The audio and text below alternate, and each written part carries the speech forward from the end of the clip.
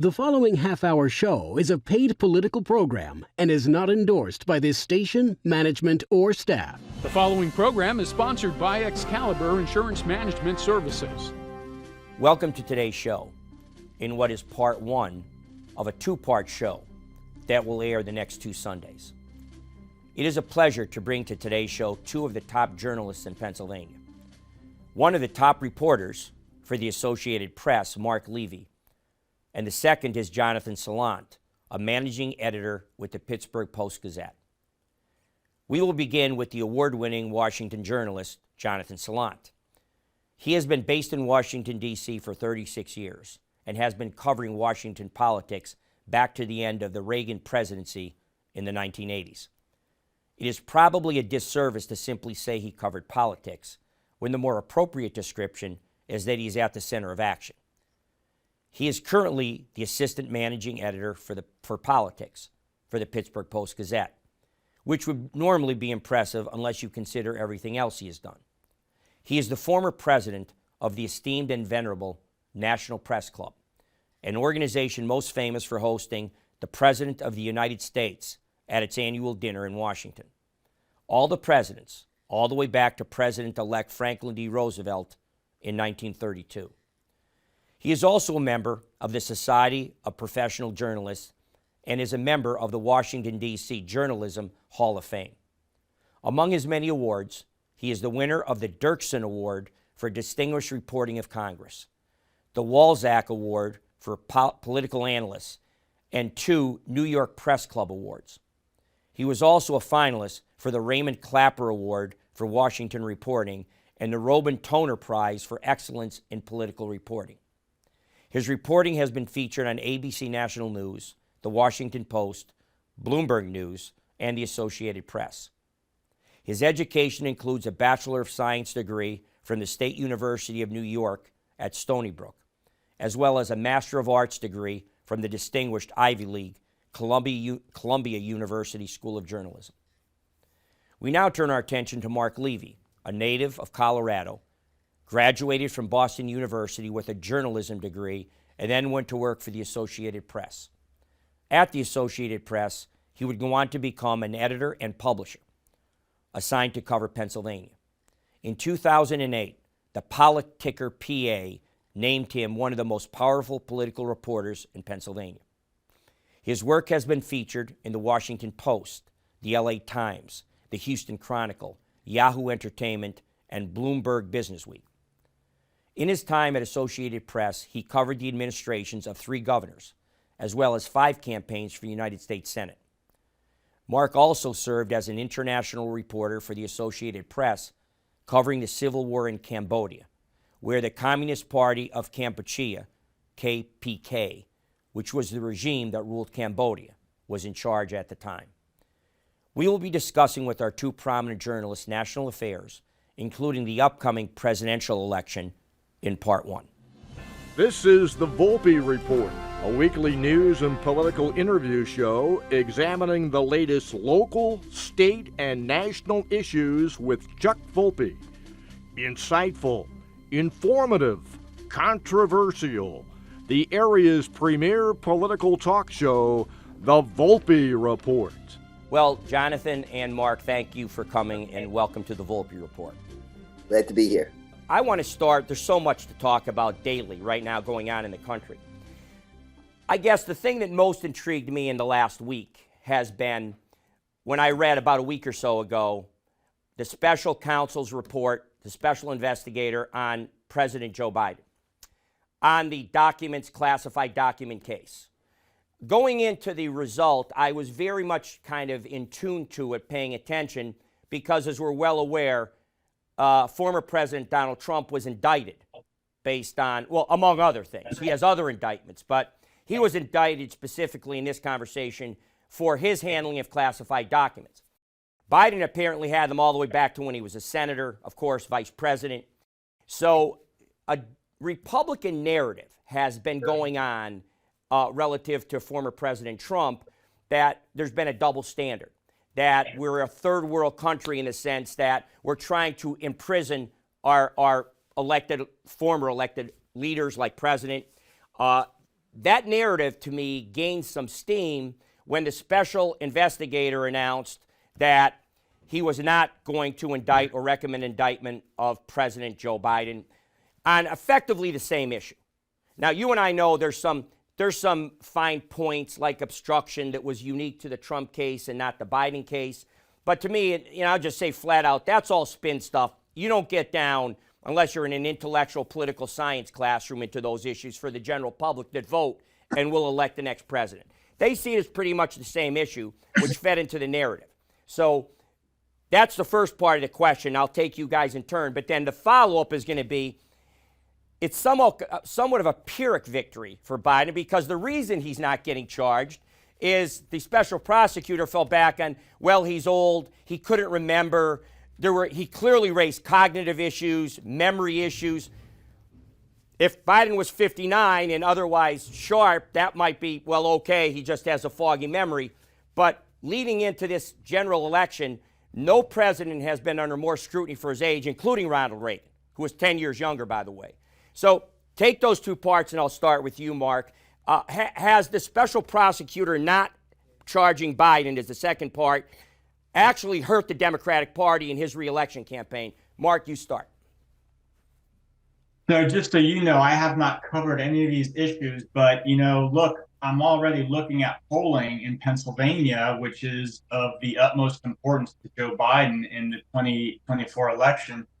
And his approval ratings are in the 30s, which is terrible for somebody running for re-election. Now, the only good news about that for Democrats is that Donald Trump's approval ratings in the polls I've seen recently are about identical to that. His approval ratings are also in the 30s. And if you saw those types of ratings for someone running for re-election, you would think that they're never going to win. But to the extent that this hurts Joe Biden further, we'll have to see in what sort of polling reflects in the coming weeks and months. Perhaps it blends into the already existing narrative that, that he's old, that, Republicans have worked to establish since he ran in 2020. But yeah, Pennsylvania is of the utmost importance to Joe Biden. His approval ratings are already low here, but the good news for him is that they're not lower than Donald Trump's. Exactly. He kind of alluded to the fact that because of the lack of memory, it was difficult to charge him. That, to me, in terms of the narrative, as we're going forward in 2024, heading to November, that's kind of like, instead of spraying chemicals on one of those brush fires like in California, or water and chemicals to put out the fire, it's kind of like taking helicopters and putting gasoline on it. What's your take on the issue of double standard?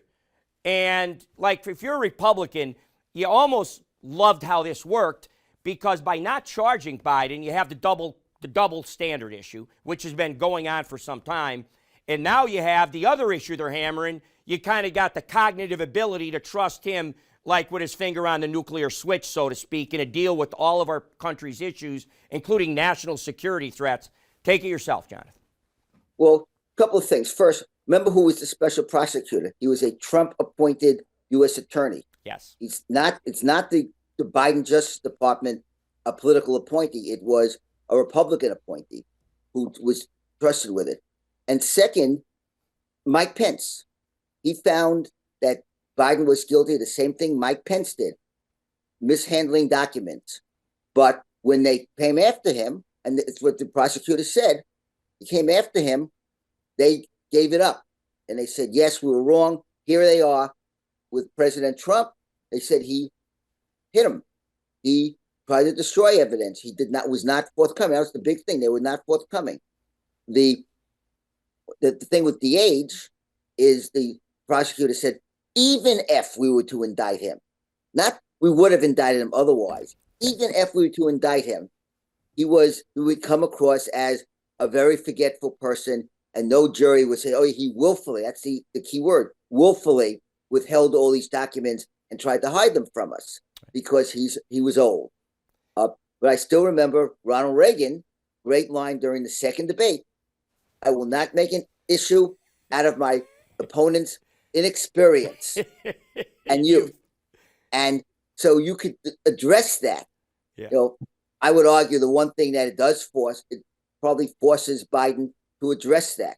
I don't know how. Maybe he does more press conferences. He does more speeches. He does more one-on-ones with people.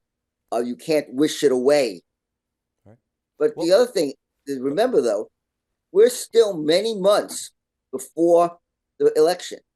And in October, if gas is $4.50 or $5 a gallon, people are not going to care how old the candidates are. If it's $2.50 or $3 a gallon, they're not going to care how old the candidates are. Right.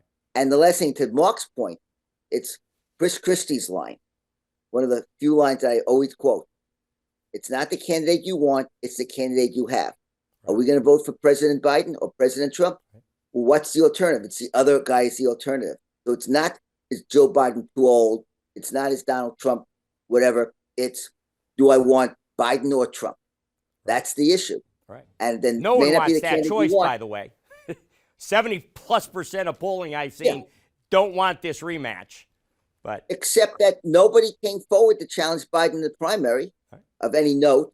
And President Trump had some very strong opponents. And they still all voted him and they all gave to him. And so maybe the polls say they don't want it, but certainly enough people went to the polls. I mean, look what President Trump did in Iowa. Look what he did in New Hampshire. Pennsylvania is a weather vane state. It's a harbinger state, 5th largest in the country. It's been a long, I think, multiple generations since a president won a national election without winning Pennsylvania. So having said that, now let me throw a little bit more of a monkey wrench into it, Mark, about Pennsylvania, is this. Even though he doesn't seem to be getting quite the press coverage he was getting, every time I see recent polls, he still is in that 15 to 20% band, and that's Bobby Kennedy, Robert F. Kennedy Jr. If he stays in this race, and for those that I think, like myself, that thought, boy, I wonder if he's still in it, I don't read about him anymore, then we saw the Super Bowl commercial. And for those of us that follow political science and watch documentaries on whether his father or his uncle, the president, that Kennedy commercial from 1960, the old-fashioned jingle, Kennedy, Kennedy, Kennedy, and, of course, to do it in a Super Bowl right at the 2-minute warning before halftime, which cost $1 gazillion. I've heard estimates between $7 and $10 million for that commercial. I think he will be a factor in this race. And what do you see the relevance, Mark, and who will that hurt?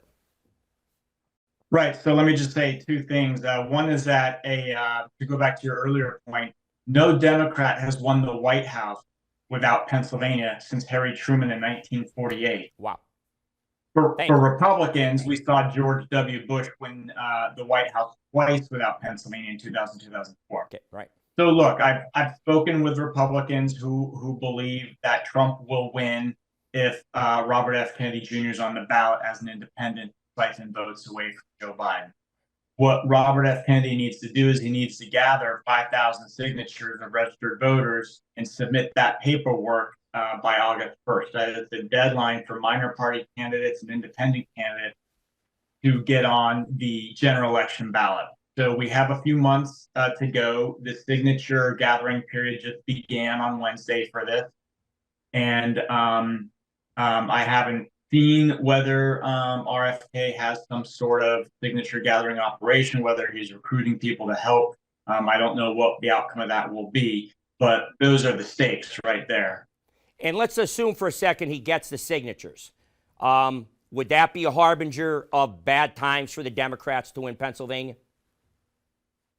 Republicans certainly seem to believe that it is bad for Joe Biden and not bad for Donald Trump. They seem to believe that that RFK Jr. has much more pull with Democrats and would attract many more, say, young voters who are disaffected with Democratic Party, Republican Party, but primarily be pulling them away from the progressive movement of the Democratic Party. Right. Now your take on it, Jonathan, what we just talked about.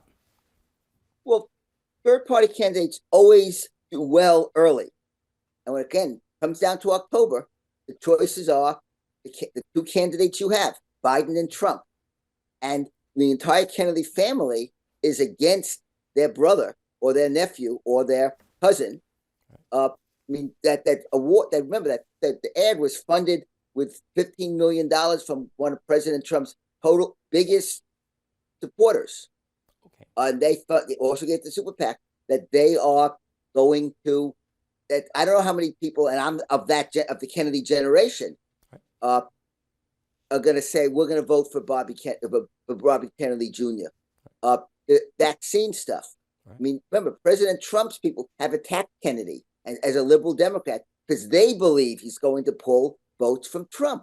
Right. So they want to put him on the Democratic side. And again, when middle of October, when Joe Biden has a $5 million or super PAC has a $5 million ad campaign saying a vote for Kennedy is a vote for Trump, people are going to say, wait a second, do I really want to vote for a third party candidate who cannot win?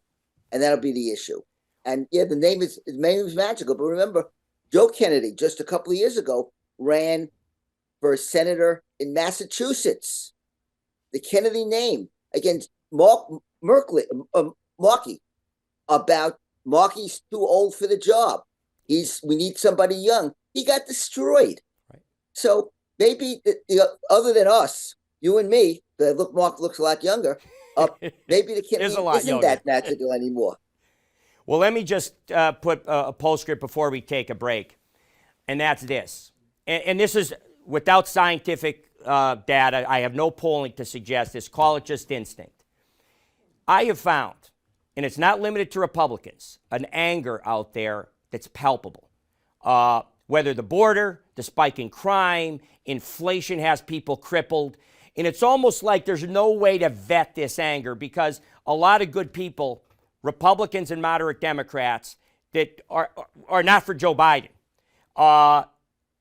still can't make themselves vote for Trump for 100 reasons. We need 3 shows to document the missteps and the issues of Donald Trump on why, in terms of, let's start with just being a role model. He turns so many people off.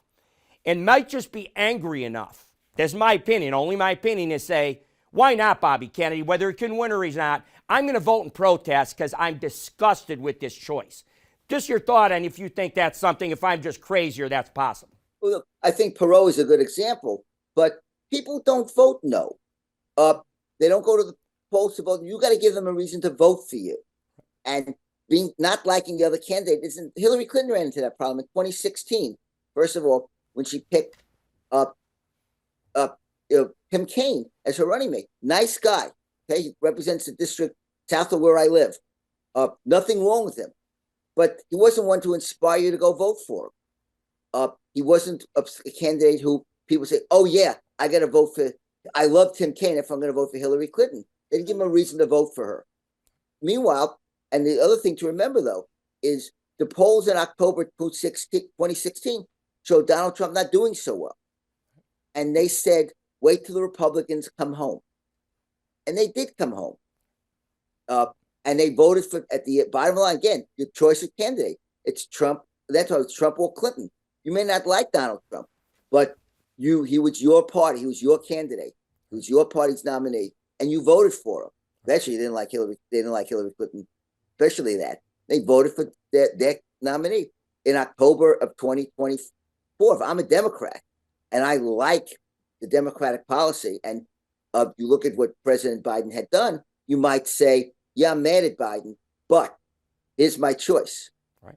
I got the other thing is that the reason, and I agree with this hatred, that's why the polls show what they say. It's an easy way to say, I don't like what's going on. You like President, what is his job performance? No, I'm mad at Biden. Why am I mad at Biden? Well, could it be that he did bipartisanship? And I don't like that because I want the Democrats to win all the time. Could it be that I don't like that he didn't get student loans through? He didn't get voting rights through?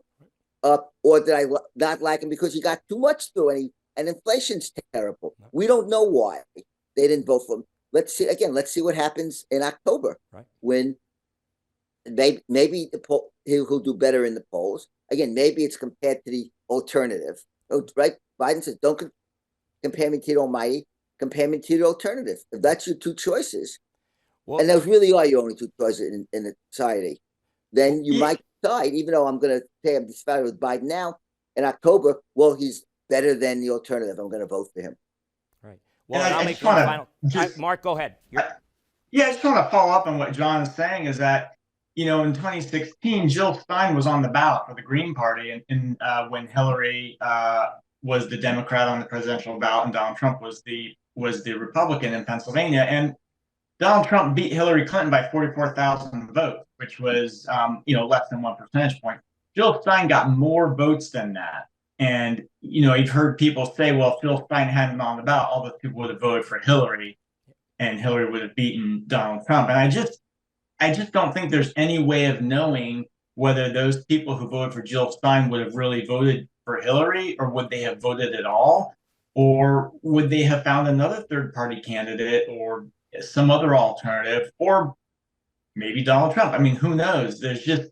I don't know that there's any way of knowing who these third-party or independent voters, independent candidate voters what would they do if that option wasn't available?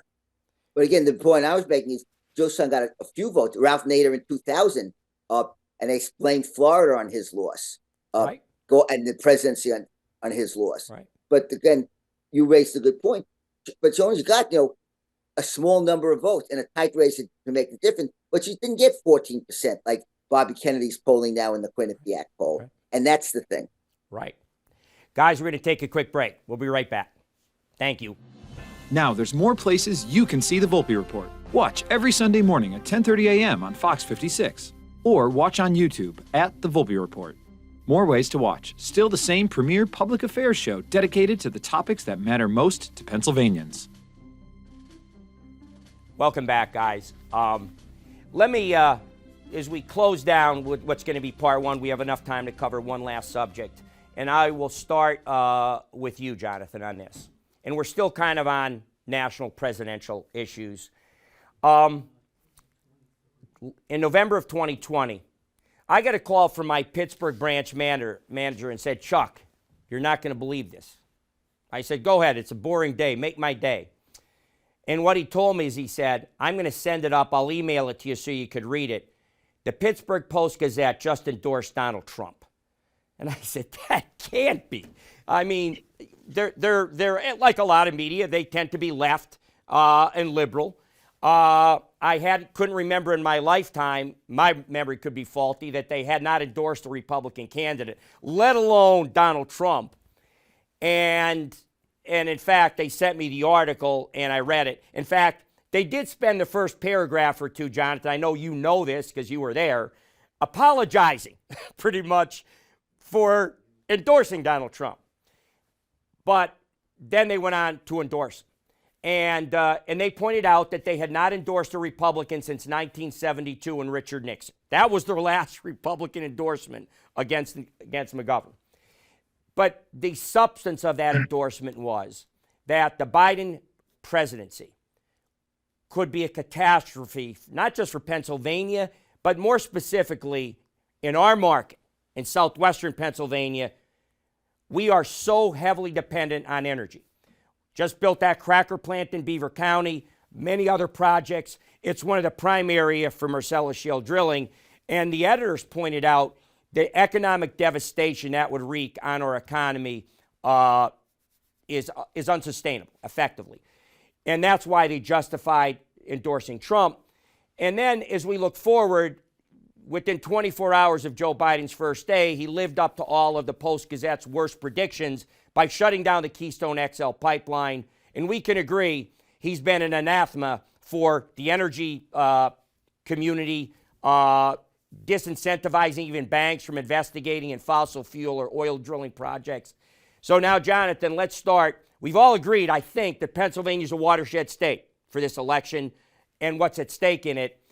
Do you think, especially since, and I'll get back to you, Mark, in a second, now our governor, who said he wasn't for Reggie, actually appealed the Commonwealth Court ruling saying that it's a tax, what Governor Wolf did, and because it's a tax, it had to be the legislature that did it or approved it. You couldn't, a governor couldn't do it unilaterally, which is on this same subject we're talking about.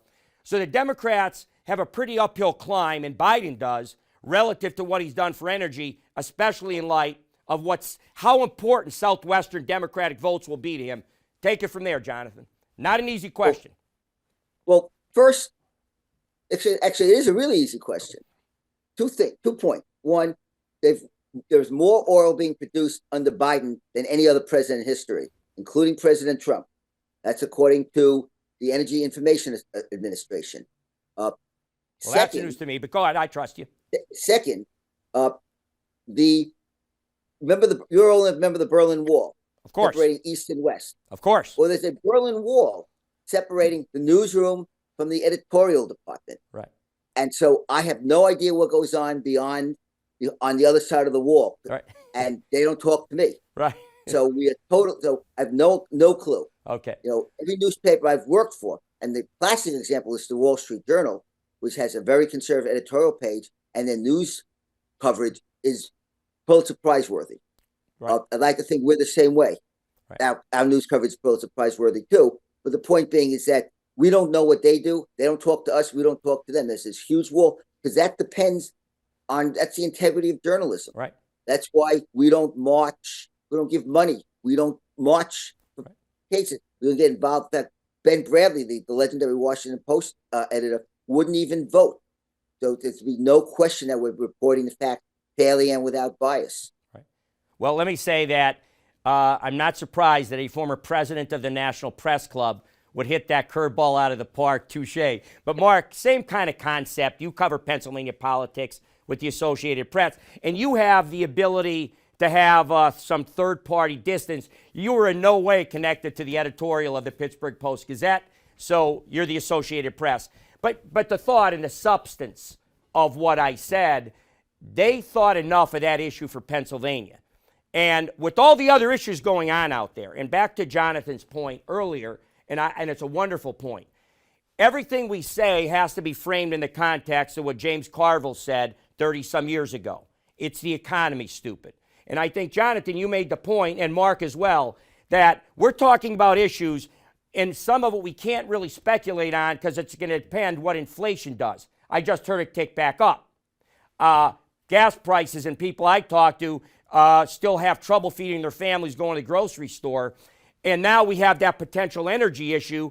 We have record pricing in gas and all that. So your take on it, Mark, based on what Jonathan said, but your take from some distance about the issue, however they came down, but the issue they raised in the Post-Gazette editorial of the importance of energy production to Pennsylvania's economy. And that doesn't seem to me to bode well for Biden. But go ahead. Yeah, look, I haven't dug into it. I don't know how determinative that is in the minds of voters. And to the extent that voters are voting on the energy economy, how many of them are there really?